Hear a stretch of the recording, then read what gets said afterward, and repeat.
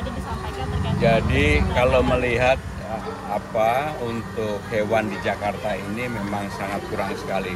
Pusat kesehatan hewan hanya ada satu di Ragunan dan itu sangat kurang sekali. Maka kemudian kenapa kita lihat di jalanan banyak sekali hewan-hewan liar baik itu kucing maupun anjing. Hari ini dilakukan program sterilisasi untuk kucing jantan yang awalnya dari 1.000 sekarang udah 1.200 lebih, itu luar biasa. Semoga kegiatan yang seperti ini menjadi kegiatan yang rutin, tidak hanya untuk acara-acara katakanlah mau pilgub dan sebagainya. Yang kedua, karena jumlah pusat kesehatan hewan hanya satu, menurut saya di setiap wilayah itu minimum ada satu, jadi ada 6 wilayah. Tetapi untuk daerah tertentu di Jakarta Selatan, Jakarta Barat, itu kan komunitas penyayang hewannya kan tinggi banget. Maka itu harus ada 2 termasuk Jakarta Tengah.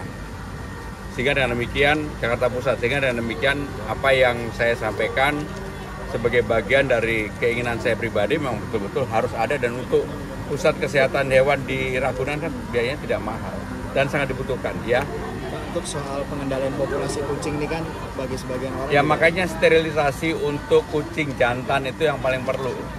Hari ini 1.200, bayangin aja kalau 1.200 pemuda nggak bisa punya keturunan kan seperti yang terjadi pada sekarang ini yang dilakukan untuk kucing gitu. Ini kan seperti di Tomohon ini kan ada perda untuk tidak mengkonsumsi kuliner ekstrim, salah satu hewan berkaki 4 ini. Kalau di Jakarta itu mungkin terrealisasi.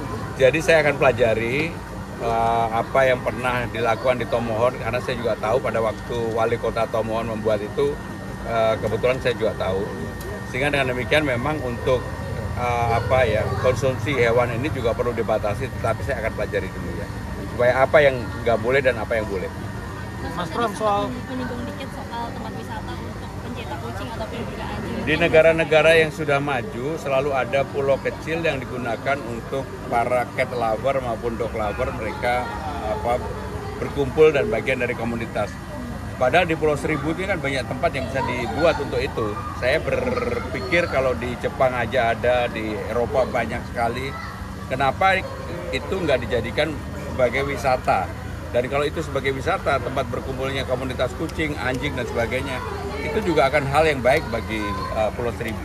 Mas Pram, yang sering dianggap sepele tapi tadi dibahas sebenarnya.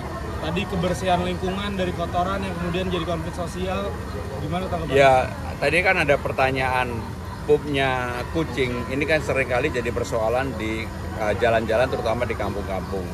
Kalau kemudian ada PPSU, pasukan ORES itu bisa disiagakan, diberdayakan, sekaligus membuka lapangan kerja, tidak perlu lagi mereka harus SLTA, SD pun sudah cukup.